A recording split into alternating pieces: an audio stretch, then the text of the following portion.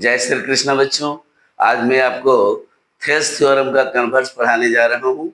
यह बड़ा ही महत्वपूर्ण थ्योरम है और कई बार बोर्ड एग्जाम में आ चुका है। तो मैं समझता हूँ कि सीबीएसई के जितने बच्चे हैं इस थ्योरम को अच्छी तरह से सीख लें।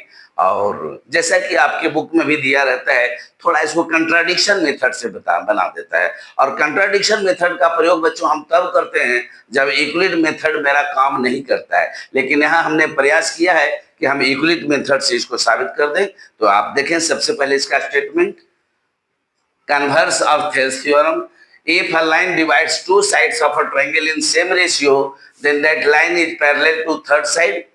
If a line divides two sides of a triangle in same ratio, then that line divides other two side line is parallel to third side. देखिए, parallel to third side, ये ट्रायंगल आपका ABC बन गया, जिसमें एक line है x Y जो A B और ए सी को डी और ई पॉइंट पे कट कर रहा है। इस तरह से A D by D B equal to A by C, इसको हम लोगों ने गिवन में लिख लिया है।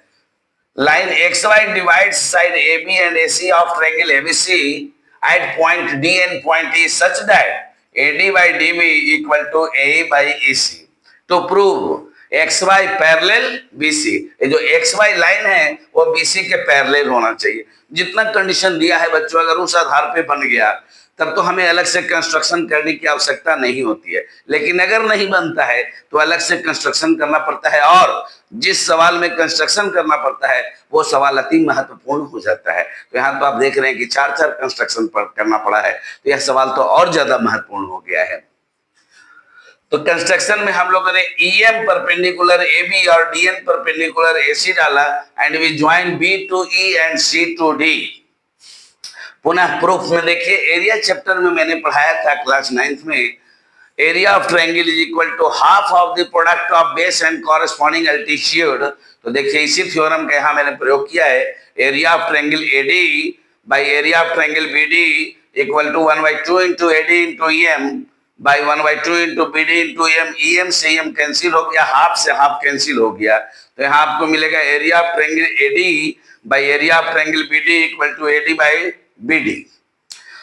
Again, similarly, area of triangle AD by area of triangle CD equal to 1/2 into A into DN and 1/2 into AC into DN। Half से half cut जाएगा, DN से DN कट जाएगा, तो मिलेगा area of triangle AD by area of triangle CD equal to A by EC। Again बच्चों, from equation first and equation second we get, अब first और second से देखिए हम लोग को क्या मिलेगा। तो एरिया ऑफ ट्रायंगल, ठीक है, देखना आपने RHS RHS के बराबर है, RHS RHS के बराबर है, तो LHS भी LHS के बराबर होगा, बिल्कुल सही बात है। आगे देखिए, तो area of triangle AD by area of triangle BD equal to area of triangle AD by area of triangle CD। तो AD से AD आपका कैंसिल हो जाता है, तो यहाँ मिलेगा area of triangle BD equal to area of triangle CD, जिसको हम थर्ड इक्वेशन के रूप में रखते हैं।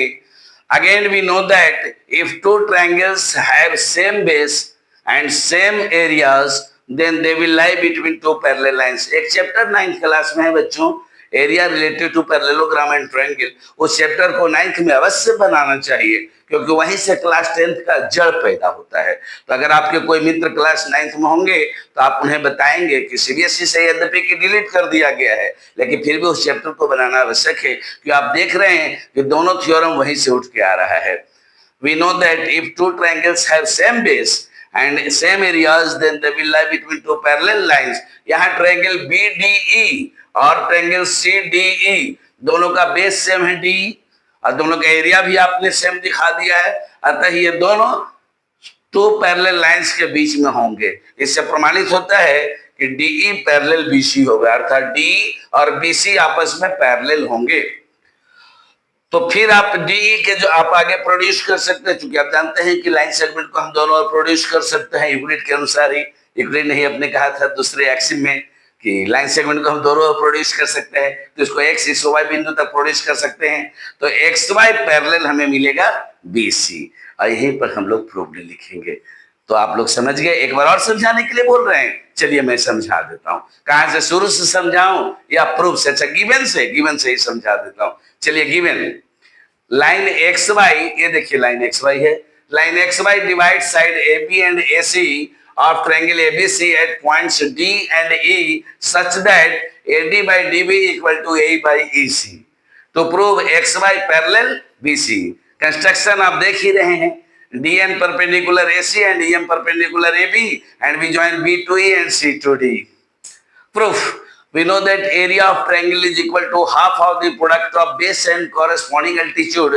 ये ट्रायंगल का एरिया बच्चों हम सभी जानते हैं, क्लास 5, 6, 7, 8 से ही हमारी शुरुआत हो जाती है इसकी। तो एरिया ऑफ ट्रायंगल सबको मालूम होता है, केवल लैंग्वेज नहीं मालूम होता है, वो लैंग्वेज उनको बताना पड़ता है। तो ये आपका देखिए area of triangle AD by area of triangle BD, इसका वैल्यू जो वहां से निकला वो मैंने बैठा दिया, जो जो कट गया, जो बच गया उसको मैंने लिख दिया।